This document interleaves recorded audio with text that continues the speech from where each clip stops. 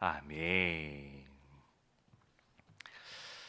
오늘부터 우리는 호세아서의 말씀을 함께 읽고 묵상하게 되겠습니다. 호세아서는 호세아 선지자를 통해 주신 하나님의 말씀인데요. 호세아 선지자는 오늘 읽었던 1장 1절에 등장하는 것처럼 북이스라엘의 여로보암 2세가 통치하던 시절에 활동했던 선지자입니다. 여로보암 2세가 다스리던 그 시절의 북이스라엘 어떤 시대였느냐? 경제적, 군사적으로는 북이스라엘의 역사상 가장 크게 번성하던 시절, 그 시절이 바로 여로보암 2세의 시절이었다고 합니다.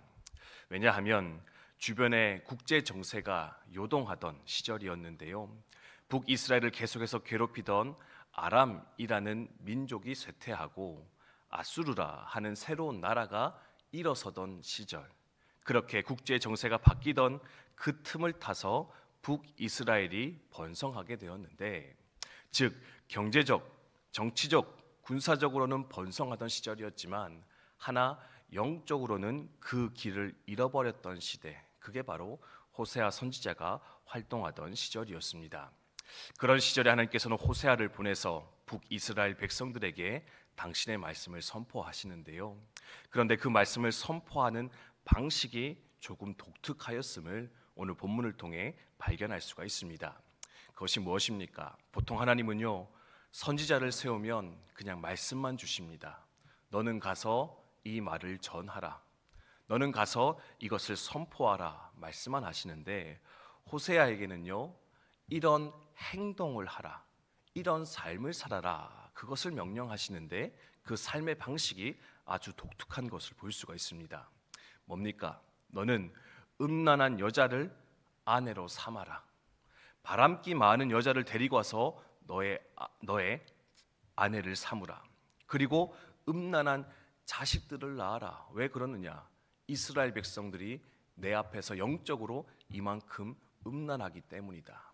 하지만 나는 그들을 버리지 않을 것인데, 끝까지 사랑할 것인데, 너는 그 바람난 여인을 끝까지 사랑하여서 나의 이 마음을 이스라엘 백성들에게 전하는 자가 되어라.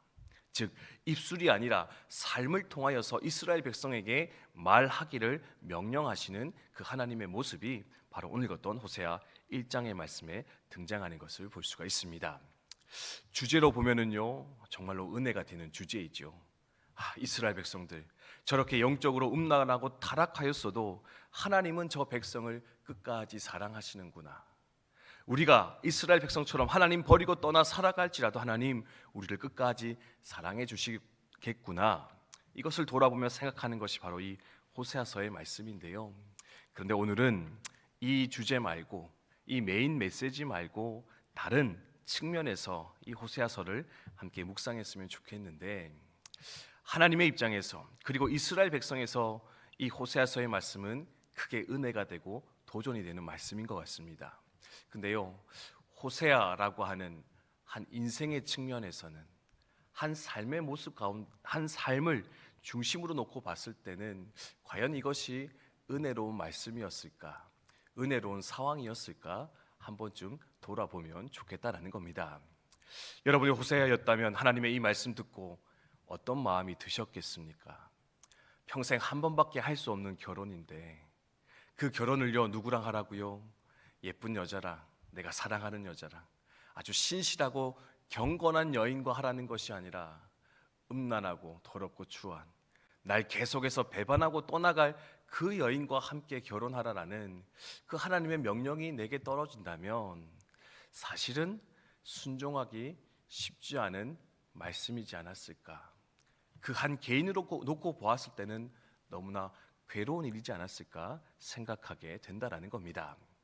하나 호세아는 순종했고요, 그 순종을 통해서 하나님의 뜻을 이스라엘 백성들 가운데 온전히 선포하는 통로의 역할, 선지자의 역할을 감당할 수가 있었는데, 그럼 호세아는 불행하기만 하였을까? 아니요. 그래서 오늘 함께 나누고 싶은 건 뭐냐? 특별한 순종에는 특별한 하나님의 은혜가 임하는 것이다. 특별한 순종에는 특별한 하나님의 은혜가 있을 것이다.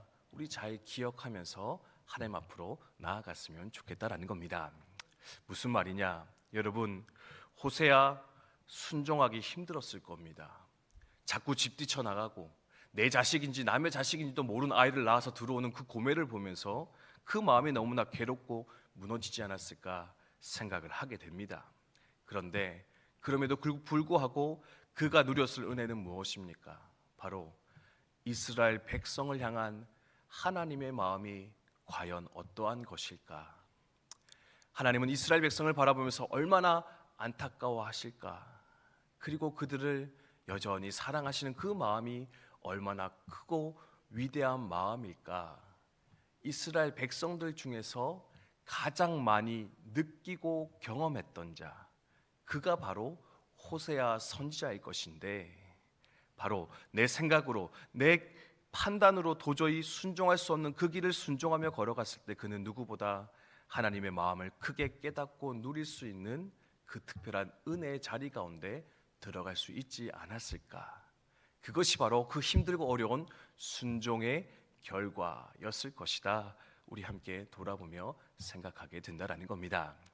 산성도 여러분, 이 하루를 시작하면서 이 순종에는 이 특별한 은혜가 있었음을 마음으로 기억하며 생각하면서 우리도 때때로 내 생각으로 할 수 없는, 내 판단으로 다 할 수 없는 그 어려운 순종의 자리 가운데 있을 때 그 순종을 거절하여서 그 특별한 은혜로부터 멀어지는 인생이 아니라, 하나님, 어렵고 힘들어도 하나님의 뜻이라면 그것을 순종하여 나아갔을 때 순종하는 자에게만 주어지는 그 하나님의 특별한 은총을 날마다 누리며 살아가는 우리들의 삶이 되게 하여 주시옵소서.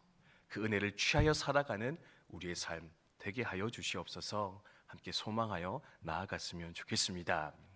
예수님의 사역도 보면은요, 이런 특별한 은혜를 누렸던 사람들이 존재합니다. 누구냐면은요, 바로 가나의 혼인 잔치에서 물을 떠다 주었던 종들, 물 떠다 주라 했을 때 그 말씀 듣고 순종했던 그 하인들이 바로 하나님의 이 특별한 순종의 은혜를 누리지 않았을까 우리 생각해 볼 수가 있습니다.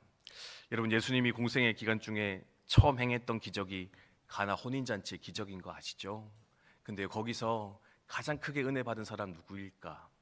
결혼식의 신랑과 신부, 또는 그 부모님, 또는 그 하객들이 큰 은혜를 누렸을까? 아니요. 너희들은 가서 저기 손 씻는 물이 들어있는 항아리에서 물 떠다가 저기 잔치에 온 사람들에게 갖다 주어라. 그 명령, 말도 안 되는 말씀을 듣고 순종했던 그 이름 없는 하인들이 어쩌면 가장 큰 은혜를 누리지 않았을까? 왜요? 이게 어디서 왔는지 알고 있고요, 이게 어디로 갔는데 어떻게 바뀌었다라는 것을 다 경험하며 목도했더니 그들이 바로 하인들이었을 것인데, 이 하인들이 가장 큰 은혜를 누리지 않았을까? 즉, 순종했을 때 순종하는 자에게 하나님은 특별한 은혜와 은총으로 함께 하시는 것이다. 우리 그들을 통해서 또한 발견하게 되는 것입니다. 오늘도 기쁨으로 하나님의 말씀을 기꺼이 나의 것으로 믿고 선택하며 순종하여 살아가시는 우리 국방대학교의 성도님들 다 되시기를 주님의 이름으로 축원드립니다. 지금은 다 이해되지 않아도, 지금은 다 알 수 없어도 그 길의 마지막에는 하나님의 크신 은혜가, 하나님의 그 놀라운 사랑과 그 은총이 분명하게 경험되어지며 고백하게 되어질 것인데, 그 길을 소망하면서 오늘도 주의 말씀 의지하여 살아가시는 저 여러분, 우리 모두 되시기를 주님의 이름으로 축원드립니다.